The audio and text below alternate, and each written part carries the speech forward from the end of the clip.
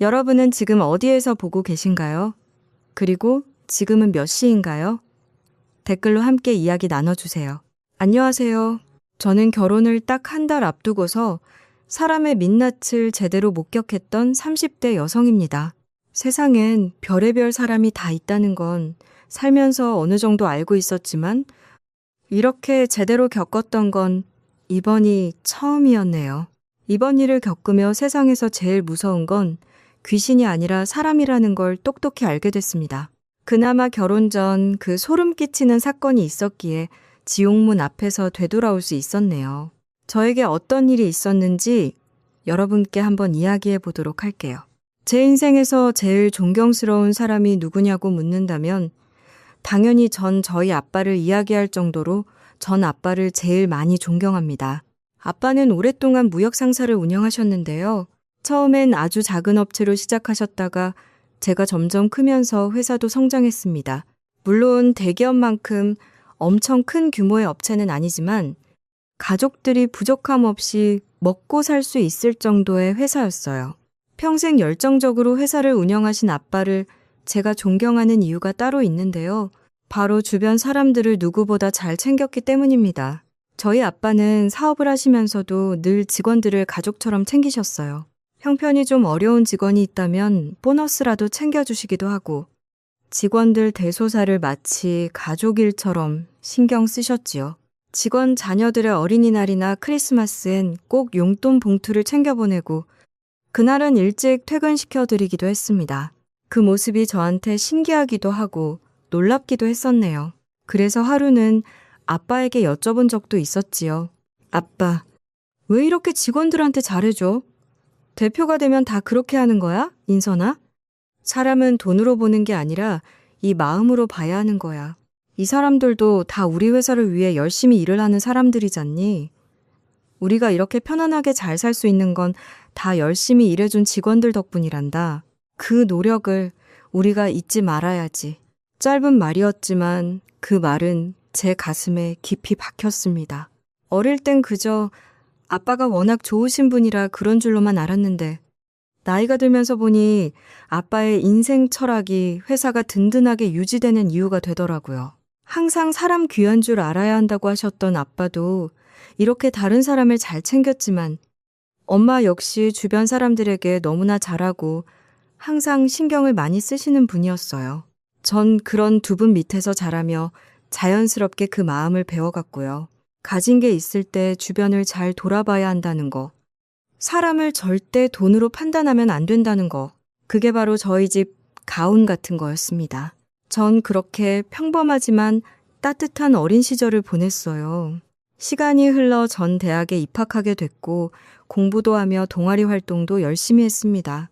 동아리 활동을 하다 보면 연합이라고 해서 다른 학교 동아리 학생들과 같이 만나고 교류하는 경우들이 있는데요. 다른 여대와도 만나지만 남대와도 만나는 자리들이 종종 있었답니다. 전 사실 그쪽으론 별 관심이 없었어요. 동아리 활동 자체가 좋았던 거지 이성 친구를 사귀겠다는 생각은 하지 않았거든요. 그러다 남학생들 중 한 친구와 친하게 지내게 됐어요. 그 남학생은 다른 친구들과도 잘 어울려 지냈는데 늘 밝고 활발해서 저한테 다른 감정이 있는 줄은 전혀 몰랐거든요. 그런데 주변 친구들이 하나둘 제게 수상하다고 얘기를 하는 거 있죠. 인선아, 재준이가 너 좋아하는 거 아니야? 쟤 맨날 너 오나 안 오나만 보잖아. 너한테 뭐라고 말 안 해?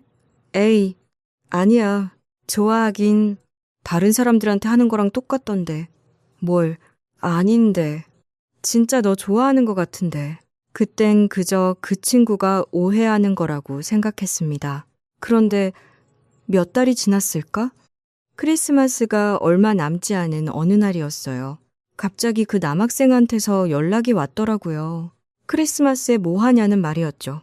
전 가족들과 함께 보낼 거라고 답장했고 그러자 그 남학생이 아쉬워하며 저한테 뭔가 줄 게 있다고 잠깐 만날 수 있냐고 묻더라고요.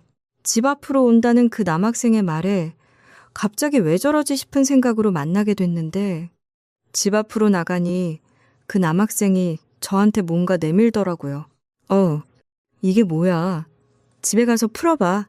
제가 물으니 그 친구는 얼굴이 새빨개지더니 이 말만 남기고선 갑자기 그 자리에서 줄행랑을 쳐버리더라고요. 너무 갑작스럽다 보니 전 어안이 벙벙했습니다. 그리고 집으로 들어가 작은 종이 가방을 열어보는데 깜짝 놀랐죠. 그 안엔 예쁘게 포장된 선물과 편지 봉투 하나가 있었거든요. 그 편지 봉투엔 저한테 처음부터 반했다며 자기 마음을 받아달라는 글이 적혀 있더라고요. 편지를 다 읽고 나서 전 너무 당황스러웠습니다. 솔직히 말하면 그 친구에게 전 친구 그 이상의 감정이 들었던 적이 없었거든요. 결국 그날의 고백 이후 그 남학생에게 제 마음을 냉정하게 전달했어요. 물론 그 친구는 포기하지 않고 그 후로도 몇 번을 더 고백했지만 전 끝까지 거절했죠. 그러다 시간이 흐르며 저도 대입을 준비하니 학업에 집중하게 됐고 자연스럽게 그 남학생과 연락도 끊어지게 됐죠. 그런데 이때 인연이 나중에 기가 막힌 만남으로 이어질 줄은 이땐 전혀 몰랐답니다. 이후 전 대학에 입학하게 됐고 졸업 후엔 중견기업에 취직을 하게 됐어요. 처음 월급을 받던 날 통장에 찍힌 숫자를 보며 전 괜히 코끝이 찡했습니다. 아빠가 이 돈을 벌기 위해 그동안 정말 많이 발로 뛰셨구나 싶은 생각이 드니 많이 반성하게 되더라고요. 그때까지도 아빠는 열심히 회사를 운영하고 계셨죠. 가끔씩 회사 생활이 힘들 때면 아빠는 저녁에 집 앞 꼼장어 집으로 절 부르시곤 했어요. 자, 우리 신입 술 한잔 받아야지. 오늘 힘들었지. 아까 보니까 표정이 안 좋던데. 왜 회사에서 무슨 일이 있었어? 무슨 일은 뭐. 맨날 다 그렇지 뭐. 실수하고 온통 깨지고 혼나고. 아빠, 나 진짜 이대로 회사 다녀도 되는 걸까? 아, 돈 벌어 먹고 살기 참 힘들다. 녀석도 참, 원래 사회생활이라는 게 다 그런 거야. 그러다 마음 맞는 사람 만나 재미나게 회사 다니고 그러는 거지 뭐. 자자, 오늘 힘들었던 거 이 소주 한 잔 마시고 훌훌 털어버려. 내일은 괜찮아질 거야. 그렇게 아빠는 사회생활로 여기저기 치이고 다니는 절 토닥여 주셨고 전 그런 아빠 덕분에 차츰 사회생활에 적응을 하고 있었네요. 처음 몇 년은 진짜 아무것도 모르는 햇병아리였는데 시간이 흐르며 저도 어느덧 햇병아리 티를 벗어나게 되더라고요.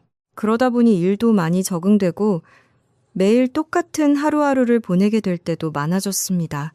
그러다 문득 그런 생각이 들었어요. 이대로는 일만 하며 살다 가는 건 아닐까 하는 생각 말입니다.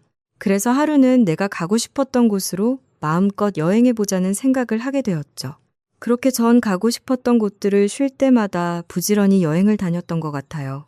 시간이 맞으면 친구랑도 다녀오고 또 안 맞을 땐 혼자 훌쩍 여행을 떠나곤 했었죠. 그러다 일본 오사카 여행을 떠났을 때 정말 기가 막힌 인연을 만나게 됐어요. 전부터 워낙 가고 싶었던 곳이라 잔뜩 기대하고서 설레는 마음으로 여행길에 올랐습니다.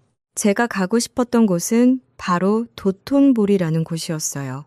거기에 유명한 타코야키 집이 하나 있는데 거기서 꼭 먹어보고 싶어 다른 건 생각도 안 하고 곧장 그곳으로 향했습니다. 역시나 사람들이 잔뜩 몰려와 줄이 길게 늘어져 있더라고요. 그렇게 한참을 줄을 서서 기다리는데 갑자기 누군가가 제 어깨를 두드리는 겁니다. 누군가 싶어 돌아보는 순간 전 너무 놀랄 수밖에 없었어요. 인선아, 너 인선이 맞지? 나야 나. 재준이, 나 기억나? 고등학교 때 우리 친했었잖아. 어? 재준아, 아니, 너 어떻게 여기 있어? 어머, 웬일이야? 그때 저도 모르게 깜짝 놀라 큰 소리로 말을 했습니다. 너무 반갑고 놀라 심장이 밖으로 튀어나오는 줄 알았네요. 고등학교 때 이후로 연락이 끊기고 나선 한 번도 만난 적이 없었는데 세상에 이런 우연이 있나 싶더라고요. 그렇게 저희들은 타코야키를 손에 들고 서서 서로를 보며 한참 웃었습니다. 이게 말이 되냐며. 그렇게 한국에선 가까이 살며 그간 본 적도 없었는데 어떻게 타국에서 만날 수가 있냐며 둘 다 정말 신기했었네요. 알고 보니 그 친구도 혼자 여행을 온 거였더라고요. 재준이 너 혼자 온 거야? 언제까지 있다 가는데? 혼자 왔어. 사실 얼마 전에 전문이 땄거든. 그래서 그 기념으로 훌쩍 왔지. 넌? 나도 혼자야. 며칠 있다 가려고. 진짜 신기하다. 혹시 너 다른 계획 있어? 내가 일본에 몇 번 와봤는데 내가 좋은 곳 알려줄게. 그렇게 그날부터 저희들은 일정이 맞으면 만나서 밥도 먹고 하루는 같이 여행도 하기도 했습니다. 오사카 성도 같이 가보고 저녁엔 이자카야에서 맥주 한 잔씩 마시며 그동안 못했던 이야기들을 나누게 됐어요.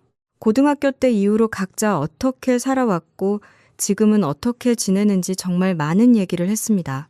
그 친구는 의대에 진학해 한의사가 되었다고 하더라고요. 인턴에 레지던트까지 마치고 딱 전문의를 막 단참이었어요. 그 과정이 끝나고 나니까 여행이 생각났다며 훌쩍 일본 여행을 왔다는 그 친구의 말이 참 귀여워 보이는 거예요. 그렇게 즐겁게 여행을 마치고 한국으로 돌아오고 나서도 그 친구와 연락을 계속하게 되었네요.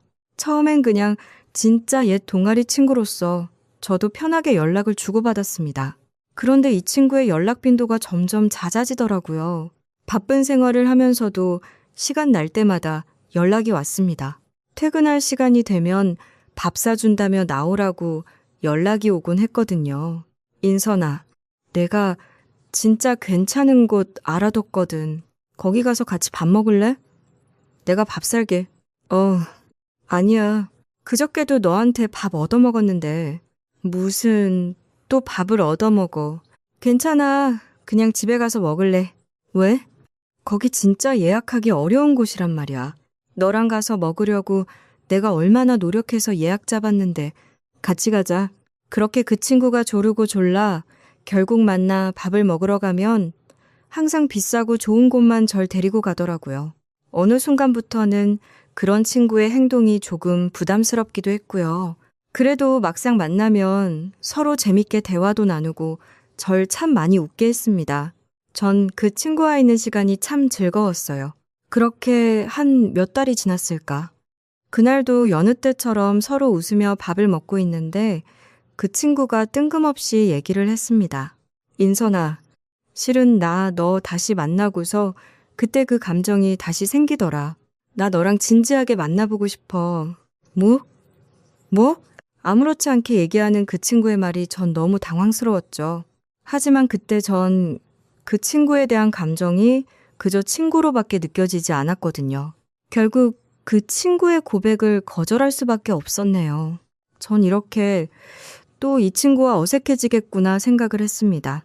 그런데 이상하게도 그 이후에도 그 친구는 아무렇지 않게 연락이 오더라고요. 마치 없었던 일처럼.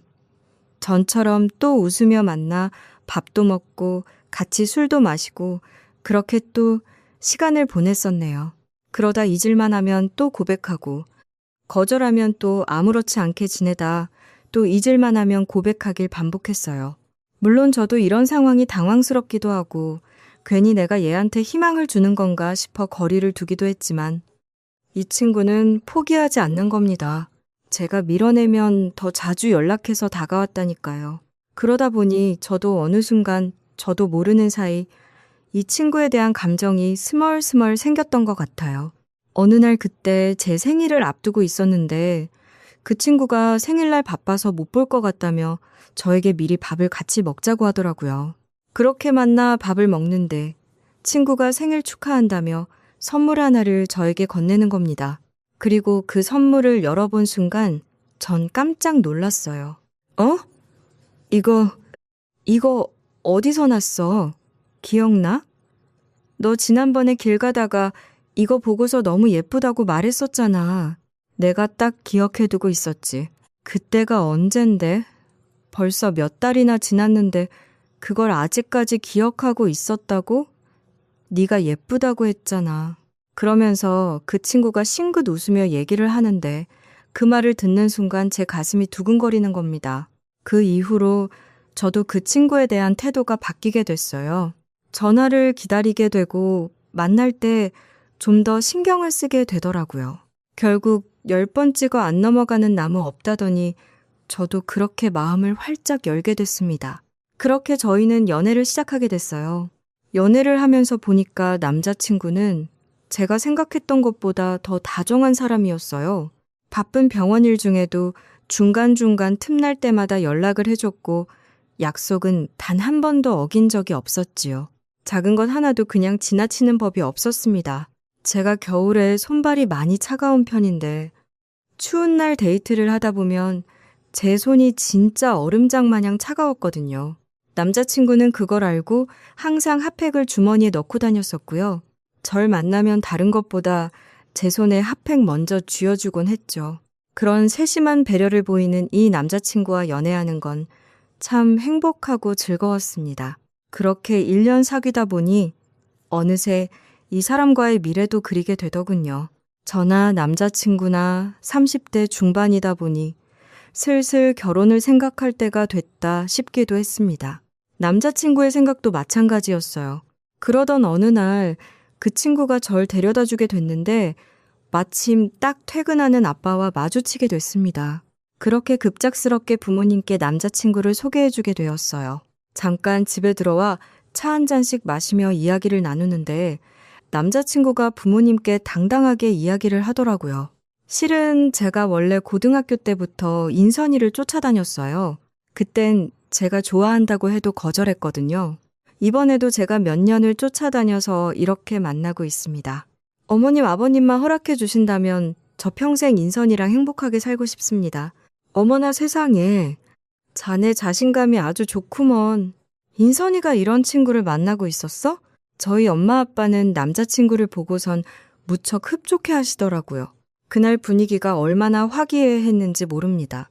그렇게 자연스럽게 결혼 준비를 하는가 생각을 하고 있었죠. 그러다 남자친구 집안에도 인사를 드리게 되었어요. 정식으로 결혼 허락을 받으러 간 건 아니었지만 그래도 결혼을 전제로 만남을 이어가고 있었기에 가볍게 인사를 하게 됐습니다.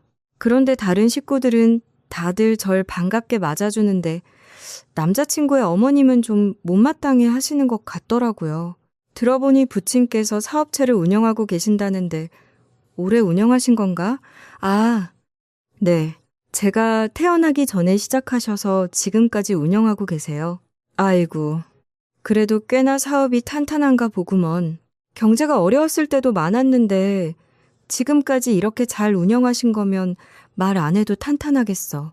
그러자 옆에서 듣고 있던 남자친구 어머니가 툴툴대며 얘기를 하더라고요. 부모가 잘나면 뭐해. 아들이 첫 부모랑 결혼해. 우리 아들은 의사인데 거 쓸데없는 소리 좀 하지 마라. 기분 좋게 인사 왔는데 무슨 소리 하는 거야. 당신은?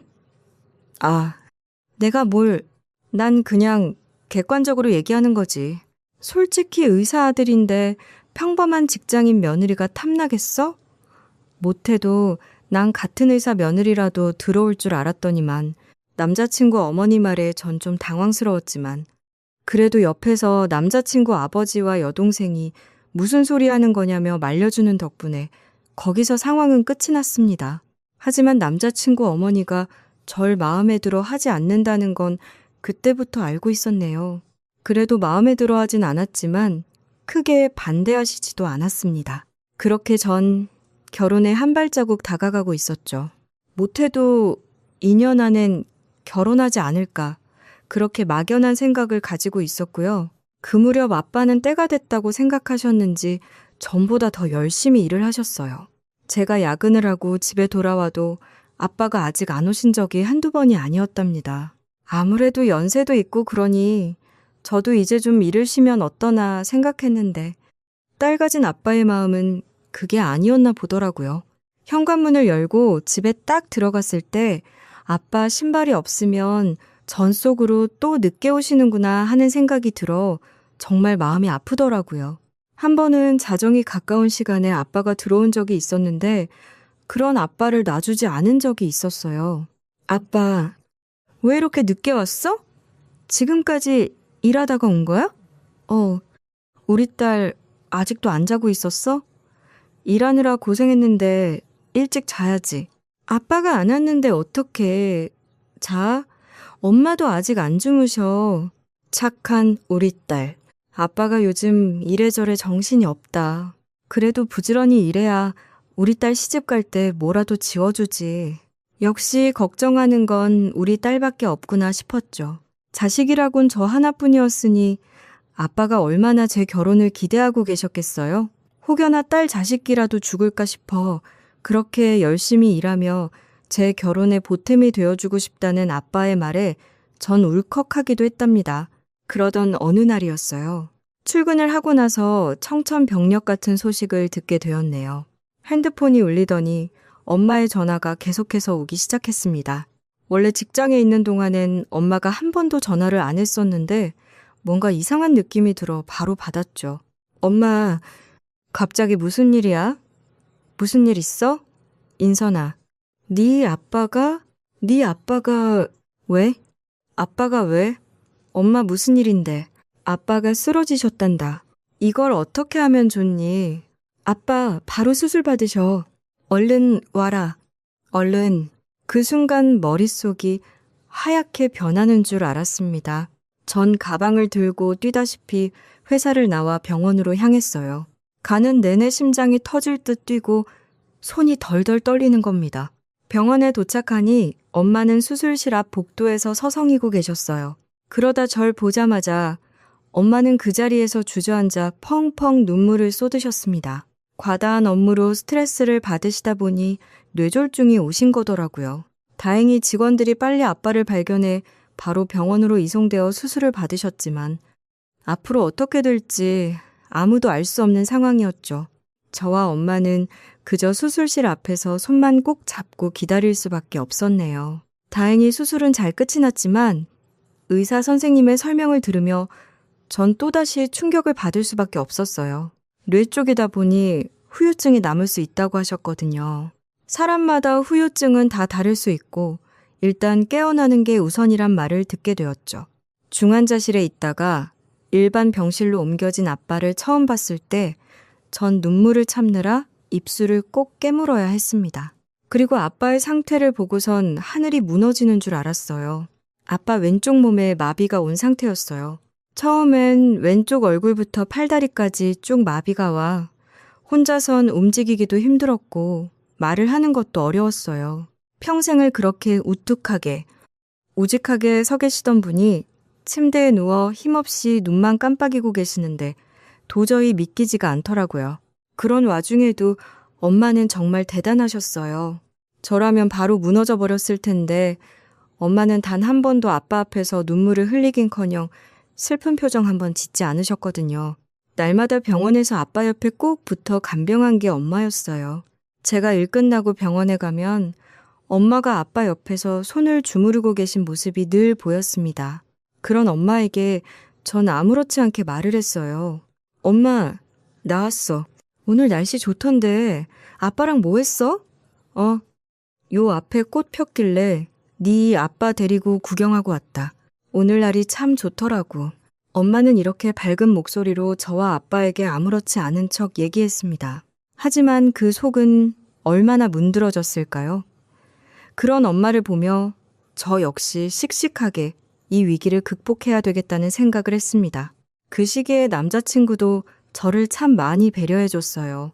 제가 퇴근 후 데이트보다 병원을 먼저 가야 할 때가 많다 보니 전 솔직히 남자친구에게 너무 미안한 마음이 들었습니다. 그렇지만 남자친구는 항상 괜찮다고 얘기를 해주더라고요. 오히려 저희 아빠가 입원해 계시는 사이에 문병도 자주 왔었고 엄마 아빠 앞에서 제 걱정하지 말라며 든든하게 얘기도 해줬거든요. 그 모습에 저도 너무 고마웠던 것 같습니다. 그렇게 병원 생활이 끝나고 퇴원을 하게도 됐지만 아빠의 후유증은 사실 나아지지 않았습니다. 오라피존의 재활이 필요하더라고요. 결국 아빠는 어쩔 수 없이 회사 대표 자리에서 물러나게 됐어요. 그때 함께 일해온 직원들이 찾아와 아빠의 손을 잡아주더라고요. 사장님, 얼른 쾌차하셔서 다시 오셔야죠. 저희 기다리겠습니다. 저희가 사장님 직원이잖아요. 아셨죠? 저희 기다리고 있을 테니 꼭 건강 다시 되찾으세요. 그 말에 당시 말을 제대로 못하셨던 아빠가 눈물을 참 많이 흘리셨어요. 엄마는 찾아와준 직원들 한 명 한 명에게 감사하다며 고개 숙이셨습니다. 그 후로 아빠의 긴 재활이 시작되었어요. 처음엔 혼자 아예 거동이 안 되셨습니다. 심지어 몸을 뒤집는 것도 혼자선 힘드셨고 말도 짧게만 할 수 있었지요. 재활을 받으러 다닐 때마다 아빠는 정말 이를 악물고 열심히 최선을 다하셨어요. 한 번도 포기하거나 쉬자고 한 적은 없었죠. 그렇게 열심히 재활을 받다 보니 아주 조금씩이었지만 천천히 아빠의 몸이 되돌아가기 시작했습니다. 처음엔 휠체어로만 움직일 수 있었던 아빠가 보행 보조기를 잡고 발을 뗄 수 있게 됐고 무려 1년 가까운 시간이 지나며 지팡이를 짚고 혼자 걸을 수 있게 되었죠. 처음 지팡이를 짚고 혼자 걸으셨던 날 아빠가 절 부르시더라고요. 인선아, 이거 봐라. 아빠 이제 이렇게도 걸을 수 있어. 우와, 아빠 진짜 잘 걷네. 우리 아빠 정말 대단하다. 그땐 비록 몇 발자국 걷는 게 전부였지만 아빠는 포기하지 않고 매일 아침, 점심, 저녁으로 엄마와 함께 집 앞 산책 겸 재활 운동을 하시며 그렇게 다시금 혼자 걸을 수 있도록 정말 노력을 많이 하셨지요. 그렇게 1년여의 재활 끝에 아빠의 건강은 많이 안정을 찾게 됐어요. 물론 지팡이를 짚으시긴 하지만 혼자서도 충분히 걸으실 수 있게 됐지요. 그 무렵 아빠와 엄마가 제게 이야기를 꺼내셨답니다. 인선아, 아빠도 이제 몸이 많이 나아졌는데 더는 미루지 말고 네 결혼 생각 슬슬 해봐야 하지 않겠어? 결혼? 그렇지만 아직 아빠 재활도 더 해야 하고 아빠에겐 엄마가 있잖니. 재준이 좋은 애 같더라. 매번 올 때마다 엄마 아빠한테도 참 잘하고 말이야. 재준이가 너 그렇게 계속 기다리는데 그냥 둘 거야? 아빠 걱정돼서 그러는 거 아는데 엄마는 네가 행복한 가정 꾸렸으면 좋겠다. 재준이 너무 기다리게 하지 마. 사실 아빠가 재활을 받는 동안 남자친구는 저와 결혼을 계속 생각하고 있었습니다. 아빠가 어느 정도 괜찮아지기 시작할 때부터 남자친구는 저의 동의만 기다리고 있었던 상황이었어요. 엄마의 말을 듣고 나니 저 역시 이젠 결혼을 결심할 때가 된 것 같다는 생각이 들더군요. 그렇게 저희는 본격적으로 결혼 준비를 시작하게 됐어요. 그 후 저희 집에선 당연히 결혼 허락을 해주셨고 저 역시 정식으로 예비시댁에 인사를 가게 됐습니다. 이미 그전부터 만나고 있다는 사실은 다 아셨기 때문에 어느 정도 저희 상황은 알고 계실 거라 생각했어요. 그래서 처음에 걱정은 별로 안 했습니다. 그런데 예비시댁에 들어서는 순간부터 뭔가 분위기가 이상하더라고요. 다 같이 앉아 이야기를 나누는데 예비시부와 예비시누이는 이것저것 저한테 물어보는데 예비시모는 입을 꾹 다물고 한마디도 안 하시는 겁니다. 그래, 아버님 건강은 어떠하신가? 뇌졸중으로 쓰러지셨다는 소식은 들었는데 우리가 뭐 서로 인사를 나누던 사이가 아니다 보니 가보는 것도 좀 그렇고. 그래, 지금은 괜찮으신 거야? 네, 많이 좋아지셨어요. 재활하시면서 후유증도 많이 괜찮아지셨고요. 아이고, 정말 큰일 겪으셨구나. 그럼 회사는 어떻게? 회사는 더 이상 운영이 어려워져서 대표 자리 내놓으셨어요. 그러게 제가 최근에 근황을 얘기하고 있는데 아빠가 대표 자리를 내려놓았다는 소식에 예비시모가 버럭 화를 내기 시작했어요. 뭐? 대표 자리를 내려놔? 아니, 그럼 너희 부모님 두 분 아무도 일을 안 한다는 거니? 네. 아무래도 허이구. 아직 결혼도 아직 안 시켰는데 그렇게 무작정 회사를 내려놓으면 어쩌시겠다는 거야? 아유, 참. 그러자 예비시부와 예비시누이가 당황해하며 예비시모를 말리기 시작했습니다. 저도 그 말에 너무 당황스러울 수밖에 없었죠. 아니, 당신은 지금 이 상황에 그런 말이 왜 나와? 건강하게 잘 지내시는 것만으로도 다행이다 생각을 해야지. 이 사람이 정말. 그러니까 엄마, 지금 무슨 소리 하는 거야? 새언니 당황스럽게. 언니 미안해요. 다행히 주변에서 예비시모에게 뭐라고 한마디씩 한 덕분에 더 이상 말이 나오지 않았지만 예비시모는 끝까지 기가 막히다는 표정으로 절 쳐다보더라고요. 집으로 돌아오는 길에 저는 좀 마음이 무거워졌습니다. 그런 와중에 예비 남편은 예비 시모가 갑작스러운 소식을 듣다 보니 놀라서 그런 거라며 마음은 착하고 좋은 분이라고 항변을 했습니다.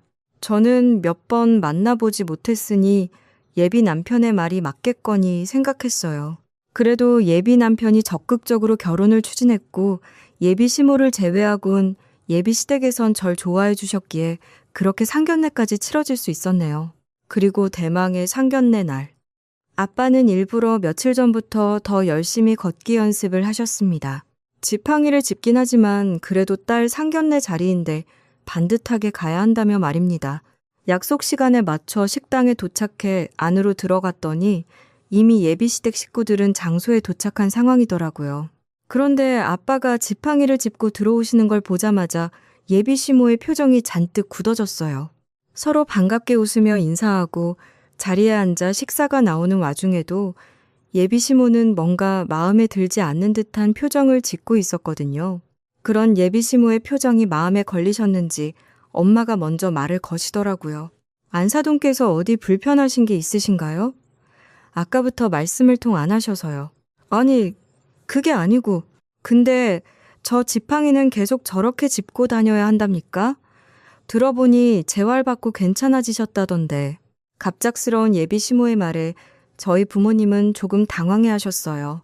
그러다 이내 엄마가 웃으며 아무렇지 않게 얘기를 하셨죠. 재활을 꾸준히 받고 있어요.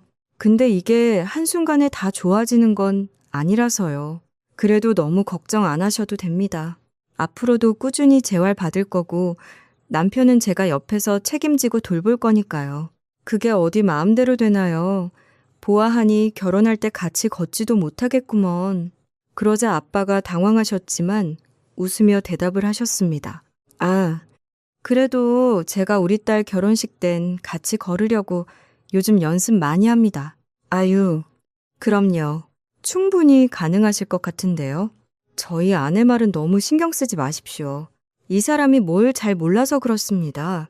제가 대신 사과드리겠습니다. 제 주변에도 뇌졸중으로 후유증 오신 분들이 많은데 솔직히 이렇게 몸이 괜찮아지기까지 얼마나 재활을 많이 하셨겠습니까?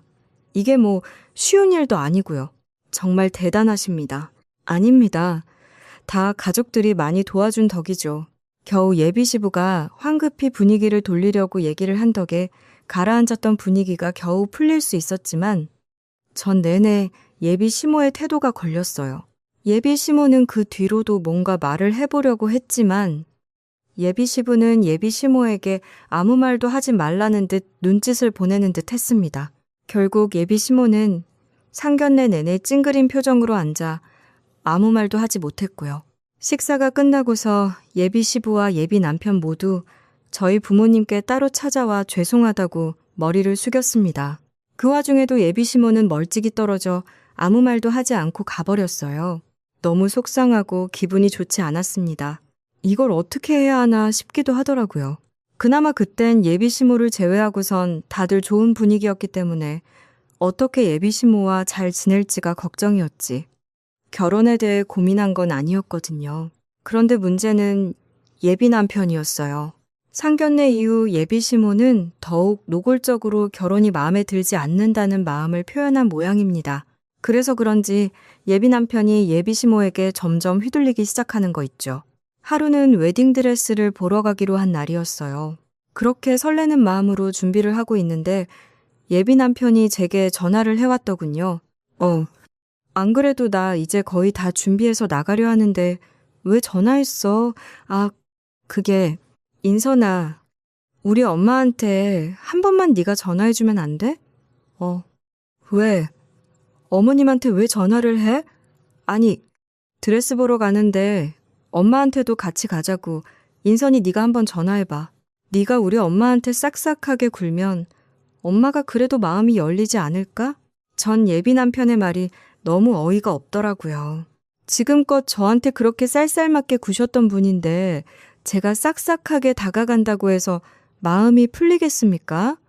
그래도 한번 참고서 알았다고 하고 전화를 했는데 예비 시모는 전화를 받지도 않으셨어요. 그런데 그 말을 했더니 예비 남편이 또 뭐라고 했는지 아시나요? 여러 번 해본 거 맞아? 인선아, 이럴 때일수록 우리 마음을 합쳐야지. 기왕이면 엄마도 환영해주는 결혼하면 좋잖아. 네가 더 전화해봐. 아니, 전화를 안 받으시는 걸 나더러 어떻게 하라는 거야? 인선아, 나도 힘들어서 그래. 우리 엄마 눈치 보느라 안 그래도 힘든데 너까지 정말 이럴 거야? 결국 그날 예비 남편과 크게 다투면서 웨딩드레스를 보러 가지 못하고 며칠 후에 겨우 화해하고 드레스를 보러 갈 수 있었답니다. 그런데 그 일만 있었던 게 아니었어요. 결혼을 앞두고서 사회를 봐주기로 한 친구를 만나 밥을 사주기로 했던 날이었죠.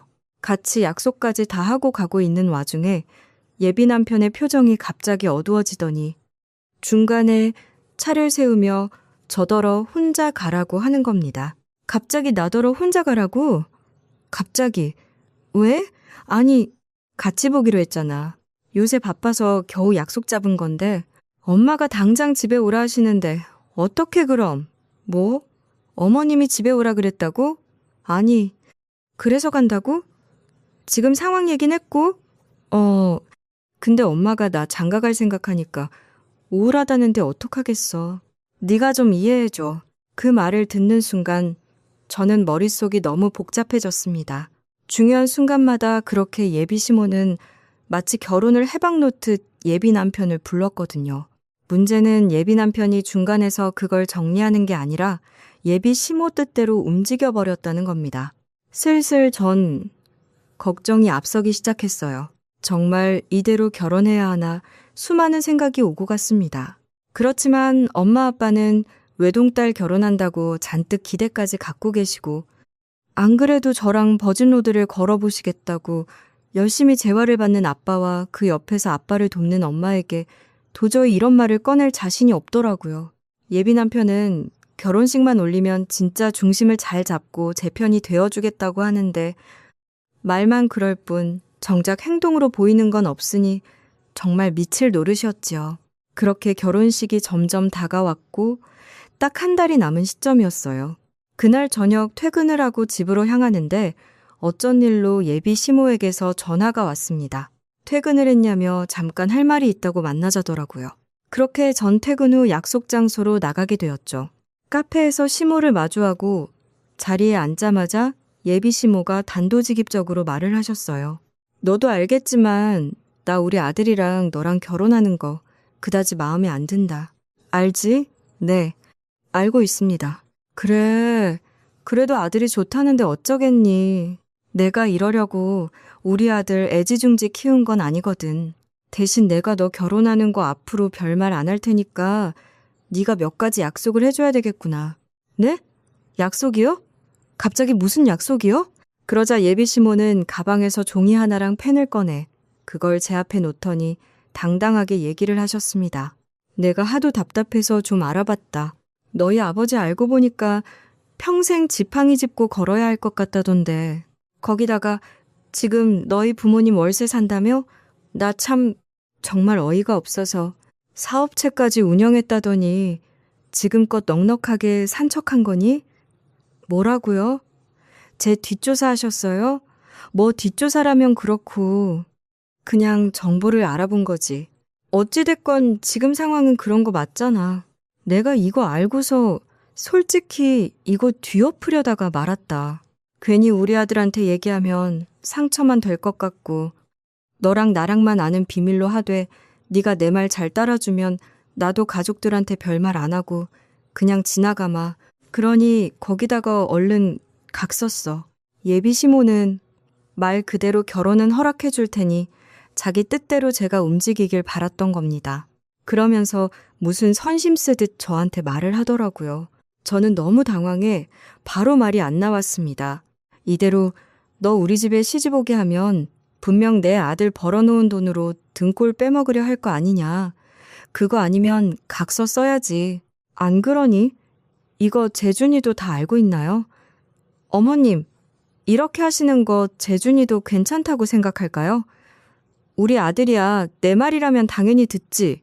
내가 결혼하지 말라고 하는 것도 아니고 그저 여기 이거 각서 하나 쓰라는 건데 뭐가 그렇게 어려워? 그러더니 예비 시모는 제가 써야 할 각서 내용을 줄줄 읽더라고요. 그 내용이 얼마나 황당했는지 아시나요? 그런데 예비 시모는 끝까지 참 당당하더라고요. 자, 써라. 첫 번째, 앞으로 그 어떤 일이 있어도 친정엔 돈 안 주겠다. 두 번째, 남편을 떠받들고 모시듯 살겠다. 아침밥은 꼭 손으로 직접 차려주겠다.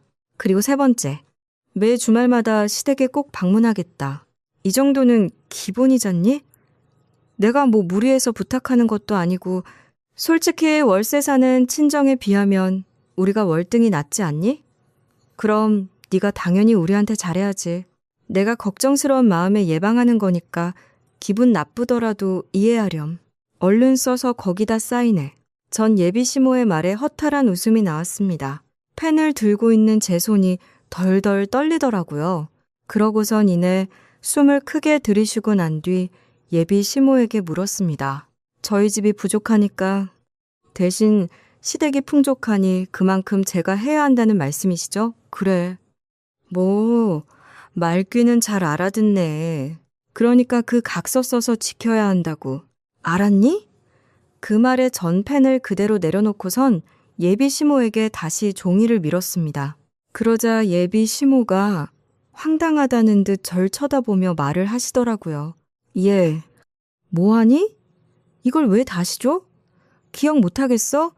내가 다시 읊어줘? 아니요, 저 이런 조건으로 결혼 못합니다. 결혼 안 해요. 뭐? 결혼을 안 해? 아니, 가진 것도 없으면서 의사 남편 맞이하면 이만한 조건이면 좋아해야지. 무슨 소리 하는 거야? 너 진짜 결혼 안 한다 이거지? 네, 안 합니다. 아니요, 조건이 안 맞아서 못 하겠는데요. 뭐? 조건? 조건이 안 맞는다니. 그건 또 무슨 소리야? 예비 시모는 저를 향해 화를 내기 시작했습니다. 전 그런 예비 시모를 보며 진짜 없던 정도 다 떨어지는 것 같더라고요. 저희 집이 어머님 댁보다 떨어지니까 제가 이렇게 각서까지 쓰면서 수그리면서 시집 가야 한다고 생각하신댔죠. 근데 어쩌죠? 전 그 반대일 것 같은데요. 뭐라고? 아니 이게 정말 내가 다 알아봤어. 네 부모 월세 사는 거. 아빠는 제대로 걷지도 못하고 부모는 직업도 없고 월세 사는 주제에 어디서 그렇게 당당해. 월세요? 제대로 안 알아보셨나 보네요. 알아본 곳에서 그런 소리는 안 하던가요? 저희 집 재건축 중이라서 공사 기간 동안 잠시 월세로 옮겨 산 거거든요. 뭐?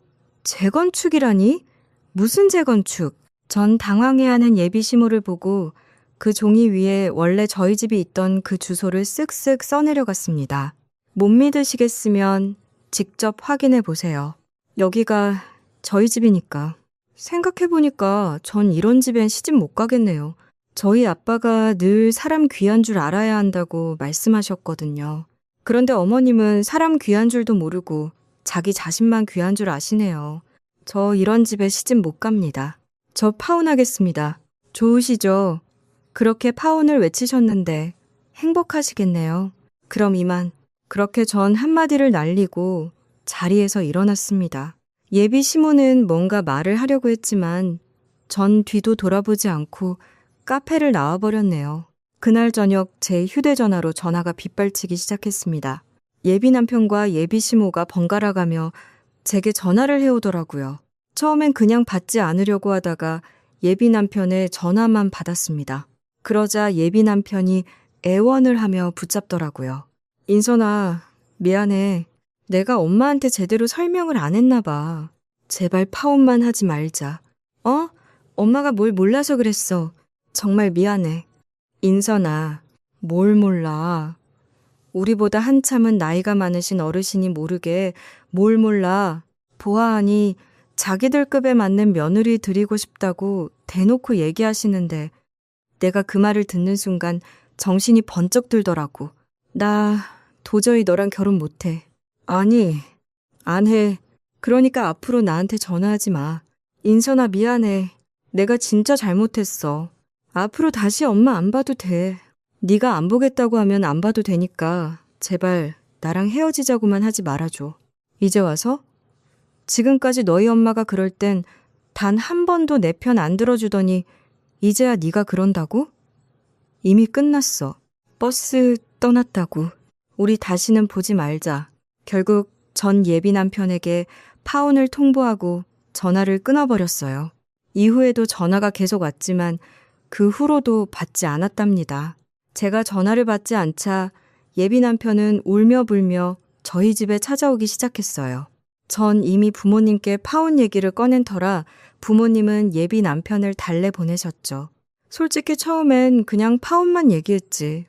어떤 일이 있었는지는 말을 하지 않았습니다. 그런데 며칠 후 예비 남편과 함께 예비 시모가 같이 찾아왔더라고요.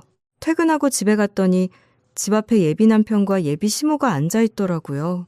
제가 다가가자 어색한 얼굴로 인사를 하는데 정말 어처구니가 없는 거 있죠. 인선아, 우리 잠깐 앉아서 얘기 좀 하자. 내가 지난번에 실수를 한 것 같아서 미안하다고 너한테 사과하려고 왔어. 내가 정말 미안하구나. 다시 한번 사과하마. 너 얘기 좀 안 할래? 얘기요? 전 할 얘기 없습니다.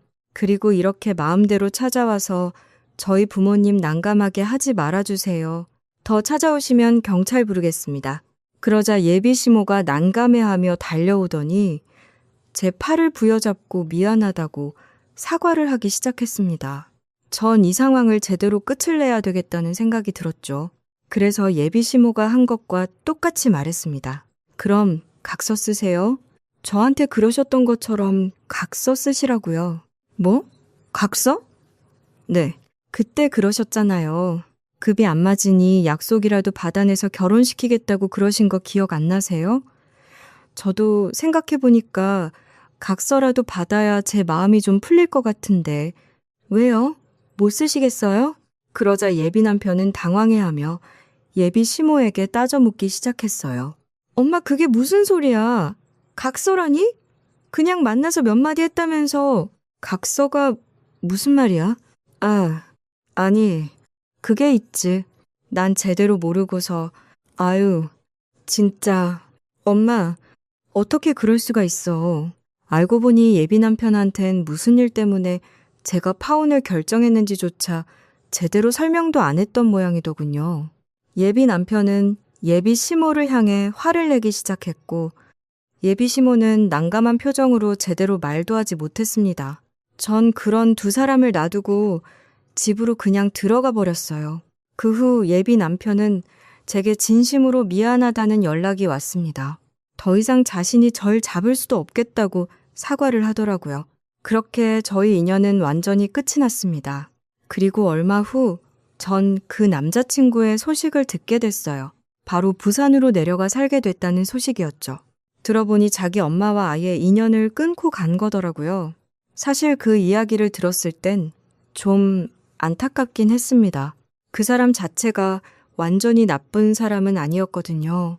다만 엄마 앞에서 단호하지 않았고 가정을 꾸리기엔 본가에서 자신을 분리하지 못하는 그런 사람이었던 거죠. 그 예비 시모였던 사람은 사랑하는 아들과 인연이 끊어지는 것으로 벌을 받게 되었고요. 자기 자식만 귀한 줄 알고 남을 무시하던 대가가 이렇게 참혹한 거였어요.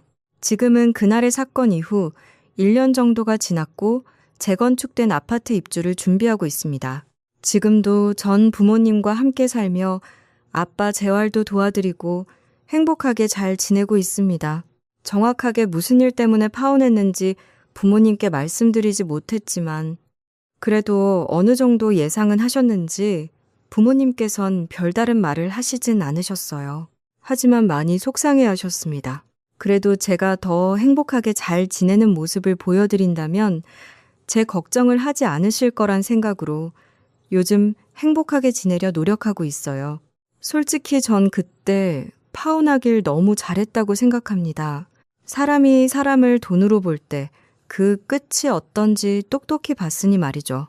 그대로 결혼을 했더라면 아마 전 그보다 더 심한 지옥을 겪었을지도 모르겠네요. 앞으로는 절 소중하게 여기는 가족들과 행복하게 잘 지내보려고요. 언젠간 저희 가족만큼 사람을 사람으로서 존중하고 사랑해주는 좋은 인연을 만날 수 있지 않을까요? 요즘 아빠랑 엄마랑 같이 재활 겸 운동 삼아 집 근처를 산책하고 오곤 하는데 아빠의 건강이 앞으로도 더 좋아져 오래오래 저희 가족이 행복했으면 좋겠습니다. 저희 아빠가 뇌졸중을 겪으시다 보니 건강을 지키는 게 제일 중요하다는 걸 실감했습니다. 제 사연을 들으시는 분들도 꼭 건강관리 잘하시고 검진도 빼놓지 않고 꼭 받으시길 바라겠습니다.